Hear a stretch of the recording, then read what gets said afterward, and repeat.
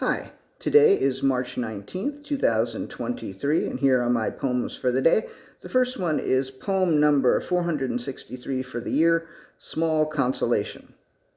I pass by the Intrepid on a bike several times in a typical week. The day before yesterday, on my way to City Winery, I passed it again, and I saw a couple of people taking pictures of it. And I will confess that I thought to myself, Republican pieces of shit.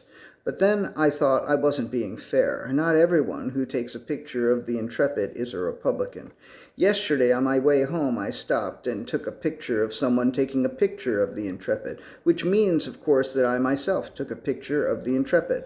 And I thought to myself, I may be a piece of shit, but at least I'm not a Republican piece of shit. Poem number 464, Pissed Off. I was pissed off when Bragg declined to indict Trump for criminal tax fraud, even after the Trump Organization was found guilty of criminal tax fraud. This made no sense to me. Why drop a case that you have a reasonable chance of winning, unless, of course, you don't want to win? And I'm pissed off that Alvin Bragg is apparently going to indict Trump over this Stormy Daniels thing when it is highly unlikely that he will get a felony conviction. It's clearly a misdemeanor, but to jack it up to a felony will involve what the Times calls an untested and risky legal theory involving a complex interplay of laws that amounts to a low-level felony at best. This makes no sense to me. Why bring a case that you don't have a reasonable chance of winning? Unless, of course, you don't want to win. Or unless you feel upset about how everyone was so pissed off about you not bringing the first case, the one you probably would have won, and which would have been a big win. Anyway, I'm pissed off. I'm so pissed off I might have to write another poem about this. Poem number 465, another poem. Because what's going to happen is either Bragg doesn't get the conviction, in which case Trump is exonerated once again, and he gets to say he is innocent, and his ignorant supporters will spit it into our faces and get COVID on us or whatever the next plague will be, or Bragg gets the conviction and it's a misdemeanor, so no jail time, or he gets the conviction and the judge says no jail time because it's kind of a bullshit case, and fuck me, I guess I will explain why in the next poem, but really, you're better off reading a newspaper article because the newspaper article might be more succinct than the next poem. Or Bragg gets the conviction and the judge sentences Trump to prison and they appeal the case to up to the Supreme Court. Meanwhile, Trump keeps sending out messages urging people to riot or worse, and yes, certainly a lot fewer people will listen to him, but some of the ones that do will be fucking gun nuts who will be convinced that this is the time to act to save our democracy, and they will go out and start shooting people. And no, I'm not putting this all on Bragg, because that could have happened if he had brought the tax fraud case, but they had enough to arrest Trump before he took office, before he got elected. Fuck me, I hate how worked up I get about this shit, even though I sometimes like how worked up I get about this shit. Okay, one more about this, and then I'm done, I promise. Number 466, the last one. This is the last one, I promise. Not the last poem of the day, but the last poem of the day about Trump. And it's not even really about Trump. It's about this lame legal theory. Everybody knows that Michael Cohen paid Stormy Daniels $130,000 in exchange for her not going public with her story. Trump's company then paid Cohen back and cited it as legal expenses, which it wasn't. That's a crime, but it's just a misdemeanor. The prosecutors could say that the $130,000 was an improper donation to Trump's presidential campaign, in which case it would be a felony violation of state election law.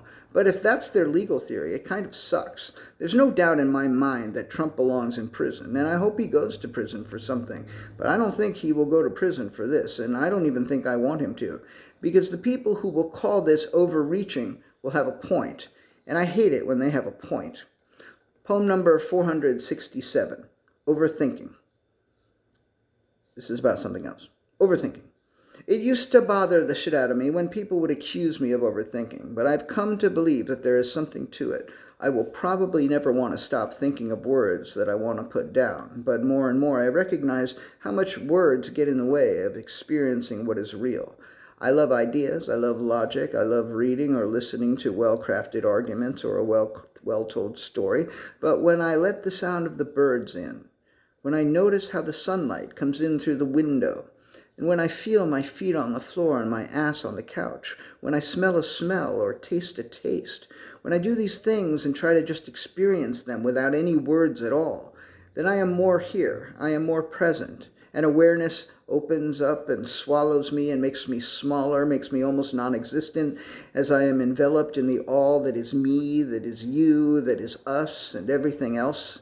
And when I am there, not only are words unnecessary and insufficient, when I am there, words don't even exist. And then I might wonder whether existence even exists. And then I might wonder whether I'm overthinking again. Poem number 468, Words in the Way. It may be weird to say, but words were getting in the way of the last one. As I was writing about feeling and sound, I thought about the feeling of my fingers tapping at these keys and the sound that makes. And I wrote that down in the last poem and then deleted it. Writing about the feeling of typing and the sound it makes brought me to me and what I was doing in that moment. And so there was an actual moment of eternity and timelessness, and it was ecstatic. But then I wondered how it was that I could claim to be experiencing all of that without words, while what I was doing at that moment was writing words.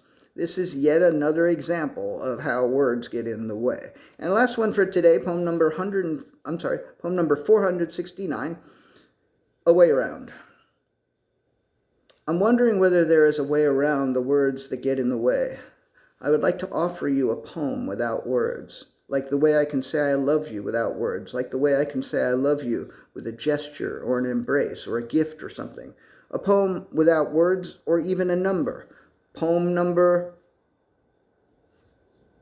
something like that. I would like to give that to you because I would like to find a way around the words that get in the way. But so far, I have not found a way. And I wish I could find a way to tell you how much I appreciate you listening to me, if in fact you're listening to me. But if you weren't, of course, you wouldn't hear me thank you. So thank you. I appreciate you.